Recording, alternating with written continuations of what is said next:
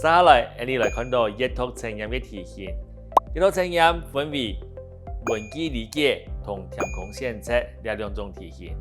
在做了阅读测验题型以前，同大家强烈嘅来建议，一定要看日本汉语能力认证基本词汇。你对当中嘅词汇、佢嘅用词、佢嘅写法、佢嘅意思，就會有清楚嘅了解。比如講，像以下看到影片當中有很多嘅漢字、很多嘅詞彙，大家係咪大家都了解佢嘅意思呢？比如講，四字一四六，有陣時會通白嘅咯，會通講năng就是踩踏。比如講năng等就是踩着。但我記不下，俺家嘅草坪唔好落去năng，這麼漂亮的草坪，不要進去踩踏。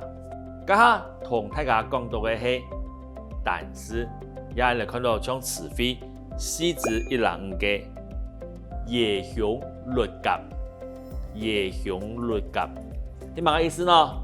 上面是這樣寫的：袒胸露肩，比如講。佢夜向律甲打插膊，看到人來爭夾夾拿衫來做。他袒胸露肩打赤膊，看見人來才趕緊拿衣服穿。一本漢語能力中國檢驗證基本詞彙嘅書，對大家來講係當重要嘅參考工具哦。還有機器 USB， 大家要拿出來彈哦。用彈 USB 來訓練你嘅彈力，聽講。來訓練你嘅口說能力。看了一本書，認識當中嘅漢語漢字，還有客家詞彙嘅意思，閱讀測驗就冇問題嘅。